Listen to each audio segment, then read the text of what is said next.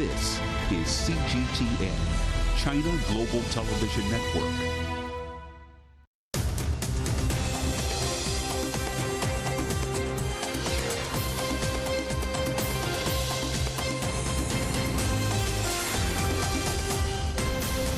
Live from London, this is The World Today.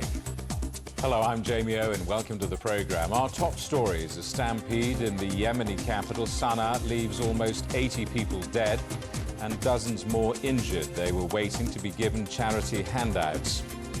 Our other headlines: growing concern over supplies of food and medicine in Sudan as the latest attempt at a ceasefire fails. Also ahead,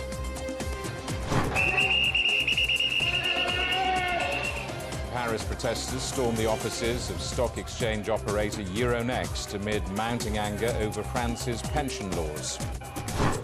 And a rare solar eclipse turns daytime into night in Western Australia.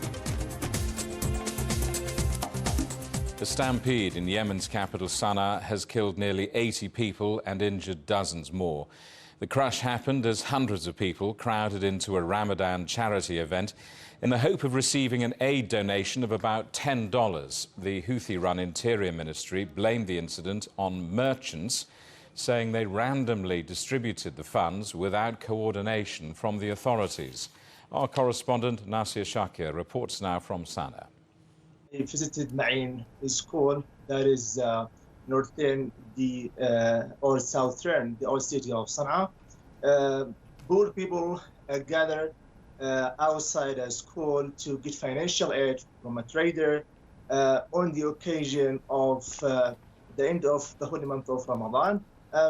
They are getting nearly $10 for every board that is able to enter to the school. So the people are lining outside the school for maybe 3 hours. That is from after the sunset until the officials enter the school. So only those people who are allowed to enter into the school can get financial aid.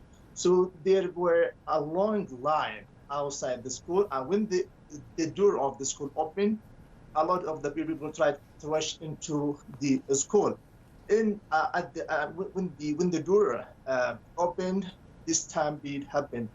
All officials here in Sana'a, including the Prime Minister, the Supreme or the President of the Supreme Political Council in Sana'a, sent condolences to the victims or the families of the victims, and the Zakat Authority decided to pay $2,000 for every family of the victims and nearly $400 for every person injured. This tragedy is a reminder for the international community and the warring parties in Yemen or in the Gulf states to stop the war immediately. People are starving to reach financial aid or money. That is only $10. People need help, need assistance. People are, they are dying away from the cameras of the media. So the war needs to stop immediately, and people are starving to get financial aid. Heavy fighting is continuing in Sudan's capital, Khartoum, after the latest attempt at a ceasefire failed. Clashes between the country's army and its paramilitary rival, the Rapid Support Forces, are now into a sixth day. Concerns are growing about dwindling food supplies and the collapse of medical services. United Nations Secretary-General Antonio Guterres is due to discuss the situation with the heads of the African Union and the Arab League. Well, let's talk to our correspondent, Naba Moeddin, in Khartoum. Naba, what's the latest on the fighting, first of all?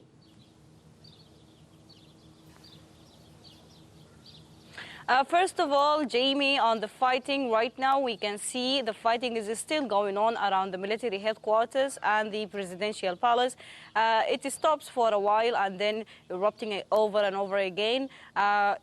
Although there is an alleged ceasefire, but fighting has never stopped around the military headquarters and the palace. Also, the fighting is in Sittin Street, which is a very lively street linking Khartoum to Madani, Al Jazeera State, Central Sudan. People are using it to flee from Khartoum to Al Jazeera. There is fighting there, and new victims are recorded in that street. In Khartoum Bahri, which is the third biggest city in Sudan, or in the capital Khartoum, the rapid support forces right now are controlling sensitive locations like police stations and public services stations, but the military is using air force against them. We also hear news that the military is stopping aid coming from neighboring countries without mentioning which countries. Big troops from RSF using the Sahara link Libya to Sudan, link Libya, Egypt, Chad to Sudan to provide supplies for RSF, but the military also used Air Force and caused huge damages. There is some locations are controlled by the RSF and some locations are controlled by the military. So the situation is still unclear, and it's not clear who is controlling it. But there is also some neighborhoods are calmer now, but people are expecting the fighting could happen at any time of the day, because all of the ceasefire seems to be collapsing. The health situation is also deteriorating. The fighting is affecting it by bombing the hospitals and targeting ambulances. So the situation is really fragile. Now, but on that point of aid deliveries being stopped, we're hearing some reports that there are only 2 days of food left, growing concern about food supplies and medical supplies, with the World Health Organization calling for a humanitarian corridor. Yes, of course. WHO and WFP and all of UN agencies, besides Sudanese agencies, are urging the two generals to stop this chaotic war, at least in residences with high population, in order to secure humanitarian corridors. But unfortunately, it's not happening, and even when they announce that they will stop fire for a while, we hear news that new victims and new wounded people are injured during fightings and clashes erupting all over again. So it's really hard for humanitarian aid organizations and for even neighbors and neighborhoods that have some water supply or some food supply, and they are helping each other. It's really difficult for them to go or to move easily. The situation is deteriorating, and there is fears of food crisis, a real food crisis, as some factories were burned and were hit. Companies cannot go around, food trucks cannot distribute in markets and shops, and people are in lack of cash, money. Application systems or mobile systems are not working right now. People cannot even get any food or water or electricity. So yes, the situation is really dark, and humanitarian aid is not possible in this time. Naba, thank you for that. Our correspondent Naba Moadine in Khartoum. Ukraine's President Volodymyr Zelensky has appealed to the head of NATO for more weapons to fight Russia, and says now is the time for his country to join the military alliance. This all comes as Jens Stoltenberg made his first visit to Kyiv since the invasion began. Let's talk to our correspondent Shelby Wilder in the Ukrainian capital. Shelby, what's the significance of the timing of this visit, and has there been any response from Moscow? Yes, hi, Jamie. It's great to be with you. Well, as you mentioned, Jens Stoltenberg, NATO chief, made this surprise visit to Kyiv today, the first since the conflict began. As we know, Stoltenberg has been a vocal supporter, calling on NATO members to supply arms to Ukraine.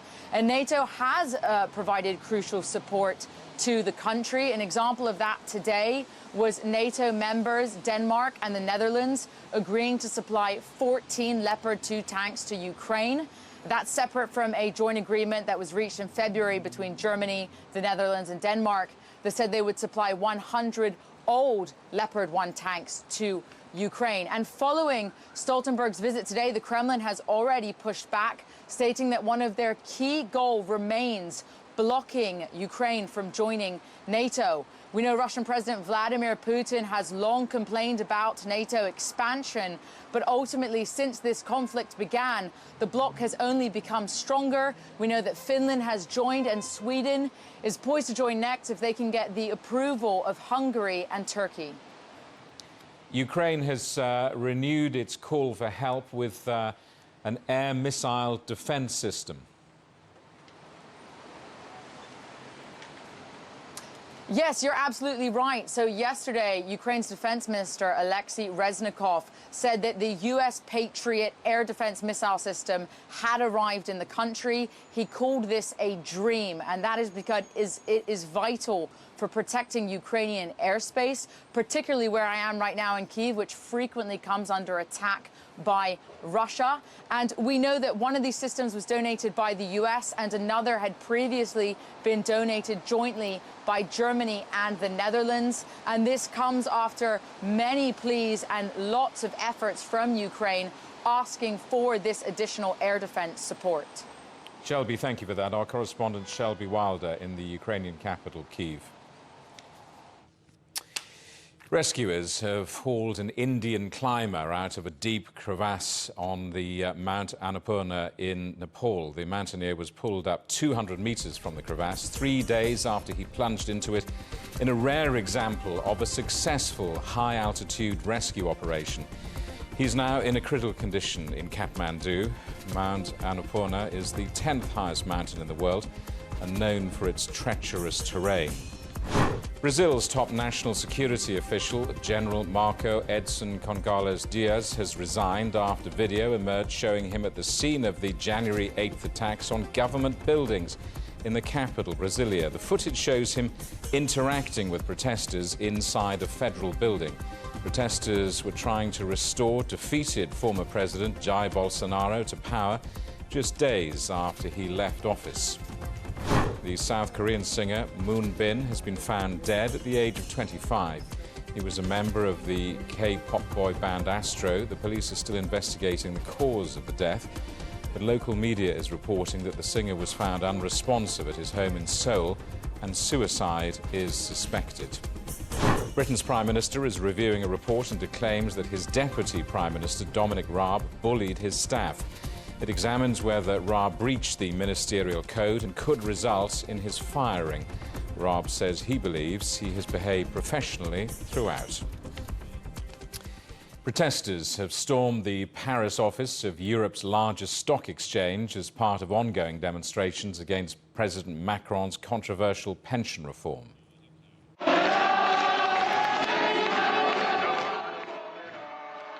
Smoke flares. Hundreds of people holding red smoke flares briefly occupied the lobby of the Euronext building. They say big companies must pay up to finance the country's pensions. This all comes after President Macron signed into law a rise in the retirement age to 64. Well, our correspondent, Natalie Malhas, is in Paris. Natalie, what's the latest on this protest? What's the story?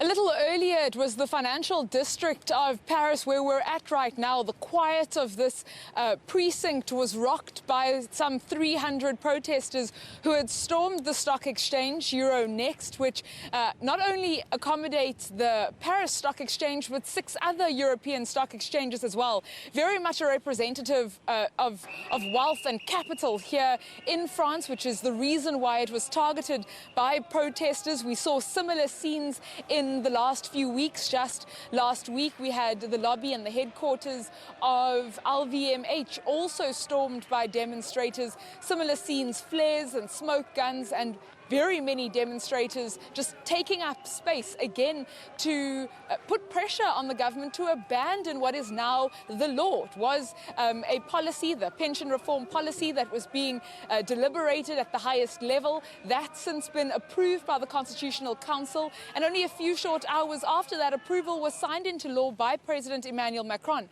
We also saw demonstrations at the world's largest asset management firm, BlackRock, several weeks ago. These will continue to be the targets of these demonstrators. Today, the demonstrations have been led by the railway workers. Many didn't turn up for work, and that resulted in some chaos on train traffic across Paris, and that on the eve of the spring school holidays in parts of the city. So there is quite a bit of chaos going on, and demonstrators say, particularly union leaders say, they're not backing down. They're not reining in their resistance, and they certainly aren't giving up this fight. They've shown a great deal deal of stamina. Since the beginning of the year, there have been week-on-week protests with hundreds of thousands of demonstrators joining the union's calls. And all of these smaller gatherings and protests that we've seen are precursors to the 1st of May, the Labour Day mass mobilization day that's been called for here in the capital.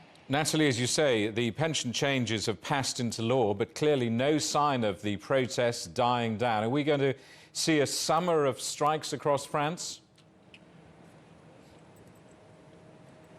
It does indeed seem so. In fact, French President Emmanuel Macron has said for the next 100 days at least, he is making this a priority to appease a very angry French public. There are demonstrations cropping up sporadically and in random parts of the city today. There's no set march route for the moment, which is why we're seeing these groupings pop up just about everywhere, and the blare of the law enforcement and the police authorities, their sirens being the ambient sound of city life today and over the next few days. So for at least the next 100 days, this is a massive point on the agenda for the president, who wants to meet with union leaders. Many say they're not interested in sitting around the table with him. They want this law to be abandoned. Natalie, thank you for that. Our correspondent, Natalie Malhas in Paris. You're watching CGTN. Still ahead, Europe's climate emergency, weather and temperature records set across the continent in 2022. The troubling new report. Next.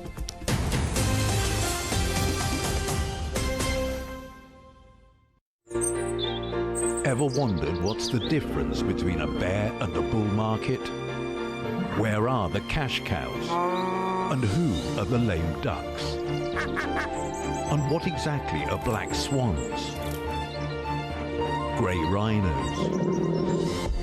And unicorn companies? Make sense of it all with Global Business, only on CGTN. There's a new agenda for a new world, accelerating change in almost every part of our lives. It's shifting the norms of how we work, travel, and connect. How we think, interact, and develop. It's a new reality, a new agenda with me, Juliette Mann.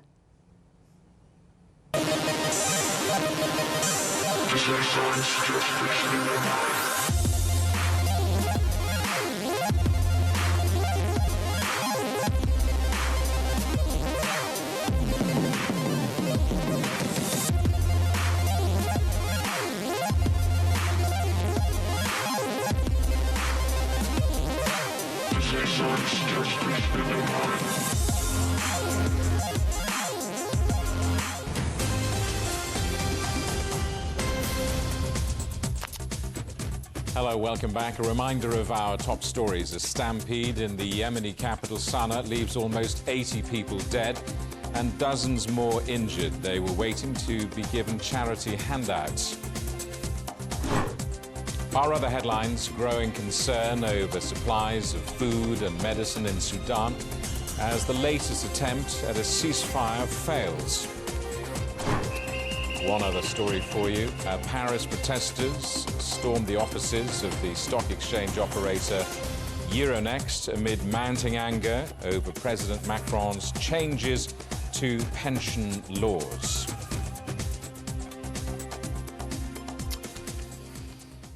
Elon Musk's SpaceX rocket, the world's biggest and most powerful rocket, finally lifted off in the last hour.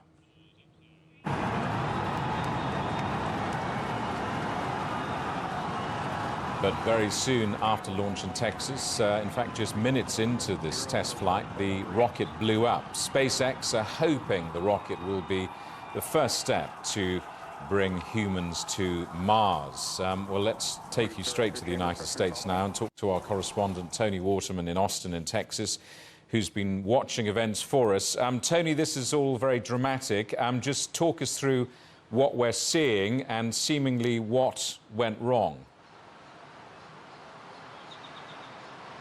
Yeah, Jamie, this was incredibly thrilling to be watching here. As you mentioned, it didn't exactly turn out the way that some people had hoped for, but this is still seen as a really successful launch because Elon Musk himself, who owns SpaceX, had been saying that if we can get this rocket off the launch pad, then that will be successful. And it did much more than that. It traveled 3 minutes and 59 seconds before there was an unscheduled disassembly, which is just fancy speak for an explosion. It deteriorated up in the sky. We could see as it took off from the launch pad that some of the booster's 33 engines did not appear to be functioning. There were some black holes in the booster area. So this could be part of the problem. We're still waiting to find out exactly what SpaceX says caused this explosion. But when it got up to about the 3-minute mark, this was when the booster and the Starship were meant to separate, and it started to go into this spiral. Some of those spirals were intentional. That's what it was supposed to do. But it very quickly became apparent that something was wrong. It started really spiraling, and then we had this massive explosion. SpaceX, the Coast Guard, they're going to be going to collect the debris from this rocket to try to get an understanding exactly what went wrong. But this is, again, really seen as a very successful launch. Almost 4 minutes into this on its maiden voyage, this is an extraordinarily difficult thing to do. This is the most powerful rocket that has ever been built. Those 33 engines, it has a thrust of 6 million pounds, so that's about 7 million kilograms. And just to kind of put that into perspective for you, that is 5 times more powerful than the rocket that sent astronauts to the moon. It is also the largest rocket that has ever been constructed. It's about 30 meters taller than the Statue of Liberty. And really crucially here, it is meant to be fully reusable. So that could dramatically cut down on the costs of space travel, not just for humans and cargoes, but for businesses as well. So there was a lot of cheering, even as this rocket was exploding from inside SpaceX headquarters here in Texas, because, again, this was not expected to ever be a rocket that finished out its mission, eventually splashing down in the waters off of Hawaii. Tony, SpaceX will obviously learn from this, and we're waiting for interviews from the team in the next couple of minutes. What do they eventually hope to achieve? Well, it's different things for different people. So SpaceX, its founding principle is that it wants to be able to not only send people to Mars, but also to colonize the red planet. This is a dream of Elon Musk. For NASA, this is about sending astronauts back to the surface of the moon. Americans have not been there since the early 1970s, and they have contracted with SpaceX to deliver those astronauts, deliver the cargo up to that area. But it could also have a profound impact on the way that we travel here on Earth, because the hope is that this type of technologies, these rockets, could make it easy to travel here. So about an hour to get anywhere on the planet, because you would kind of go out of orbit to go to your final destination. So it could have a profound impact on the way that we operate here. And again, it's about cutting costs. Space travel has really been reserved up until now for very rich individuals or companies with deep pockets. This would dramatically reduce the cost of doing business, which means that we could see a lot more smaller companies using space in some sort of way. Also, people traveling to space in some sort of way. So there's a lot of hope and a lot of dreams that are behind this project. And today is really one of those very crucial steps in making those dreams a reality. Tony, thank you for that. We'll come back to you later in the hour. Our correspondent, Tony Waterman, in Austin, in Texas.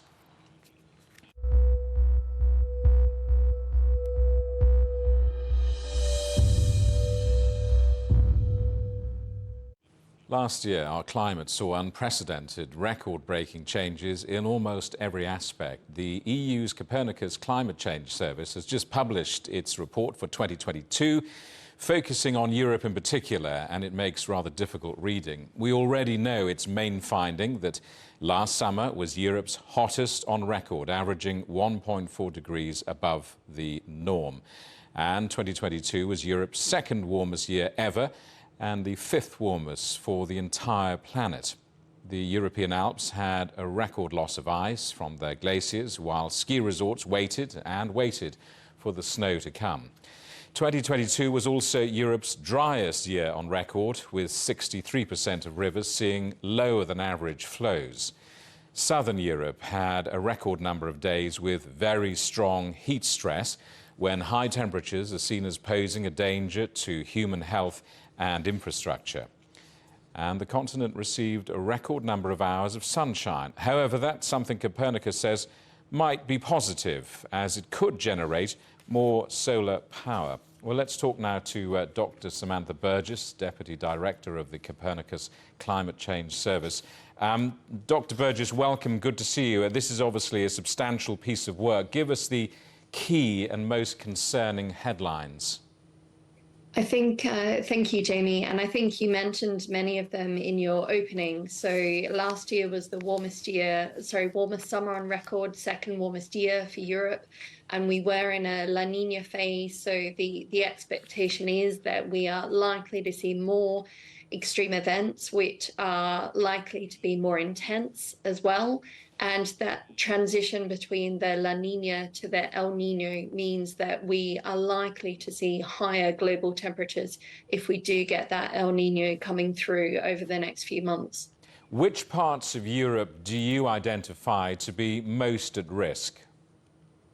So the Mediterranean is a region that is heavily impacted by climate change, and the science is very clear on that. So the expectation is that summers and other seasons as well will continue to get warmer and drier. So we are already seeing heat stress in some Mediterranean countries, in Italy and Spain this year already. So the start of the agricultural season this year has been underwater stress because of the drought last year, and then a very dry autumn and dry winter has meant that there's not been the recharge from rain or from snow that we would normally see at this time of year.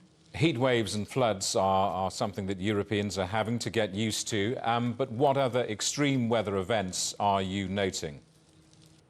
So wildfires is a big change. They are becoming more frequent, and the wildfire season is becoming more intense as well. So last year in 2022, we saw the second largest burnt area from wildfires across Europe, and it was the highest emissions, the highest level of carbon emissions from summer wildfires in the last 15 years. We also saw an extensive drought over much of Europe in 2022, and these are more likely to become more prevalent through time as well. In one sentence, if you're watching this and you're despairing, what can we do as individuals? I know you don't want to comment, you don't want to make a political comment about governments, but as individuals, the one thing we can do. So the reality is the planet is warming, and the normal that we are facing is shifting. So climate change is here, and this means we need to adapt to climate change, and we also need to support organizations and political parties that are prepared to adapt and mitigate to our future climate. Dr. Burgess, good to talk to you. Thank you very much indeed for coming on the programme. That's Dr. Samantha Burgess, the Deputy Director of the Copernicus Climate Change Service. Thousands of people have descended on a remote part of Western Australia to see a spectacular solar eclipse. The moon crossed the sun for just 1 minute, just before 11:30 a.m. local time, plunging viewers into darkness and causing the temperature to drop. A hybrid solar eclipse like this, when it changes between fully blotting out the sun and appearing like a ring of fire, hasn't been seen worldwide since 2013. And that is the world today. Thank you for watching. We're back with more news at the top of this hour. For now, from all of the team in London, it's goodbye.